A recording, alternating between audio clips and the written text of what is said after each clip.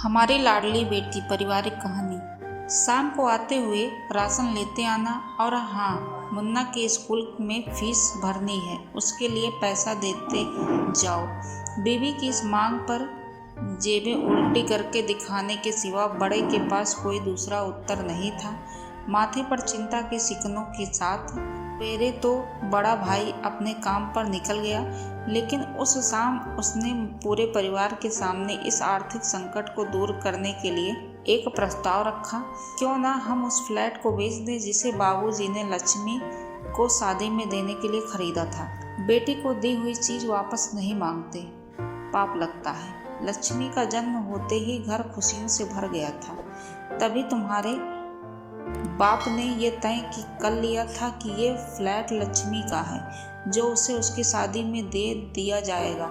माँ ने अपना विरोध जताते हुए कहा, कौन सी बेटी? वो बेटी जो प्रेम विवाह कर घर की इज्जत को खाक में मिलाकर गई और पिता की अंतिम यात्रा में भी ना शामिल हुई। बड़े ने टोंट मारते हुए कहा, मेरा मुंह मत खुलवाओ यहाँ। कौन नहीं जानता कि लक्ष्मी को उस दिन गले के नाके से ही लौटा दिया गया था और उससे अपने पिता से आखिरी बार मिलने का हक भी छीन लिया गया था। माँ ने बेटी का पक्ष लेते हुए कहा। माँ ने इस वार से दोनों बेटे चुप हो गए। ना बड़ा बेटा कुछ बोल पाया और ना छोटे बेटे के मुंह से कोई शब्द फूटा। थोड़ी देर की शांति के बाद छोटा भाई बोला, बेच देंगे, पर क्या लक्ष्मी कागजात पर दस्तखत करेगी? मुझे नहीं लगता वो हमारा भला सोच भी सकती है। आखिर है तो औरत जात, पुरुषों की परिस्थितियों को कैसे समझ पाएगी? काफी वाद विवाद और सोच विचार के बाद सब इस बात पर सहमत हुए और पड़ोस के मोहल्ले के लक्ष्मी की दोस्त को बोलकर लक्ष्मी को घर आने का न्योता दे दिया गया। अगले दिन सुबह से गली के नाके पर खेल रहे बड़े भाई के लड़के बुआ आ गई की आवाज घर वाले चौकन्ने हो गए। दोनों भाई मन में द्वेष और नफरत के साथ उसको कैसे घर में आने के लिए कहें, इसी दुविधा में थे। वो कहते हैं ना, जरूरत के वक्त गधे को भी बाप बनाना पड़ता है। उसी कहावत के हिसाब से दोनों भाई बहनों से बात करने के लिए तैयार हुए। दरवाजे पर जब बेटी और दामाद ने पूरे 7 साल बाद कदम रखा तो माँ की आंखें भर आईं और दोनों को बड़े प्यार से घर के अंदर लेकर आई। बेटी और दामाद भी माँ का इतना स्नेह देखकर भाव विभोर हो गए। शाम को साथ में बैठे बेटी दोनों बेटों और दामाद के आगे हिचकिचाते हुए माँ ने उस फ्लैट का मुद्दा उठाया। लक्ष्मी को थोड़ा अंदेशा था कि कोई बड़ी बात होगी। लक्ष्मी उसी दिन से ये सोच रही थी कि ऐसा क्या बात हो सकती है कि जो खड़ूस भाई उससे बाप का मुंह भी देखने के खिलाफ थे, वो अचानक इतने कैसे पिघल गए। लेकिन अब उसको सारी बात समझ आ गई। लक्ष्मी ने तिरछी नजर से पति की तरफ देखा तो वो बोल पड़ा, देखिए माँ जी, शादी से पहले जो कुछ आपका था वो आप ही का रहेगा।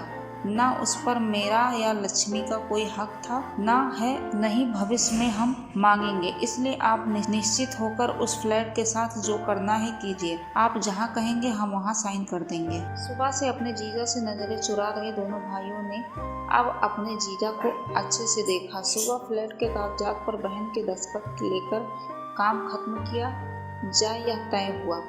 इस मीटिंग को खत्म कर उठ रहे थे कि टीवी पर अनाउंसमेंट हुआ कि आने वाले 21 दिनों तक देश में लॉकडाउन लगाया जा रहा है। लक्ष्मी के पति ने फोन पर बात करने के बाद कहा, अब हम क्या करेंगे लक्ष्मी? कल की बस भी रद्द हो गई थी और 21 दिन तक कोई बस नहीं है। हम तो फंस गए। इस खबर से दोनों भाई बहुत निराश हो गए, क्योंकि एक तो उनकी आमदनी कम थी और दो लोगों का और खाने पीने का बोझ बढ़ गया था। लेकिन माँ अंदर ही अंदर खुश थी, क्योंकि इतने बरस बाद घर वापस लौटी बेटी इसी बहाने कुछ दिन आराम से उसके पास रह पाएगी। दोनों भाई छूटक सब्जी और फल बेच रहे थे। कुछ दिनों में ही लॉकडाउन के चलते और कोरोना वायरस के चलते लोगों ने उनसे सब्जियों और फल खरीदने बंद कर दिए। पहले से खराब उनकी आर्थिक स्थिति और ज़्यादा खराब होने लगी और वह मन ही मन लक्ष्मी के कदमों पर शुभ मानने लगे। बहन और जीजा जी से उनकी यह हालत छुपी नहीं थी। लक्ष्मी के कहने पर उसके पति ने दोनों भाइयों की सब्जी और फलों की रेहड़ी पर लोहे की राड और जालियां फिट करवा दी। बाजार जाकर दोनों के लिए गए हाथों के दस्ताने और थोक के भाव से सब्जियां और फल खरीद लाए। दोनों की रेहड़ी अच्छे से तैयार कर फल और सब्जियां ढककर दोनों भाई को टोपी और दस्ताने देकर जीजा ने उससे कहा, एक बार इस तरह से धंधा करके देखो, शायद आपका मुनाफा बढ़ जाए। थोड़ी आनाकानी करने के बाद दोनों भाई ने जीजा के समझाए अनुसार धंधा शुरू किया। 2-3 दिन बाद ही कोरोना से घबराए लोग अब ढकी हुई फल और सब्जियां और दस्ताने सेफ्टी का ध्यान रखते हुए बेचने वाले फलों से ही फल और सब्जियां खरीदने लगे। इस तरह समझदार दामाद की वजह से धीरे धीरे दोनों भाइयों का धंधा अच्छा चलने लगा और उनके घर का गल्ला जो पहले खाली हो रहा था अब धीरे धीरे भरने लगा। माँ जैसे अपने मरे हुए पति से मन ही मन संवाद साधने लगी। देखो जी, आपकी लक्ष्मी सच में लक्ष्मी है। उसके पांव घर में पड़ते ही घर खुशियों से भर गया। दोनों भाइयों की आंखों में पहले जो गुस्सा था उसकी जगह अब शर्म ने ले ली थी। वह मन ही मन सोचते थे, क्या गलत किया था कि बहन ने जो हमने उसके साथ इतना बुरा सलूक किया। शादी ही तो की थी और शादी करने से पहले हमें बताया भी तो था कि हम ही थे जो उसे स्वीकार नहीं कर पाए। दोनों भाइयों के मन में द्वेष और नफरत के धीरे धीरे क्वारंटीन हो गए। 21 दिन बाद जब दीदी और जीजा फ्लैट के कागज पर साइन करने जाने लगे तब दोनों भाइयों ने उन्हें रोक लिया और उनकी माफी मांगते हुए वो पेपर्स उन्हें देते हुए बोले, शादी के वक्त हमने आपको कोई तोहफा तो दूर की बात है आपका हक भी नहीं दिया, लेकिन अब इस फ्लैट को स्वीकार कर हमें प्रायश्चित करने का एक मौका दीजिए। सभी की आंखों में खुशियों के आंसू आ गए और माँ ऊपर देख बोली, देखा आपकी लाडली ने आज फिर हमारा घर खुशियों से भर दिया।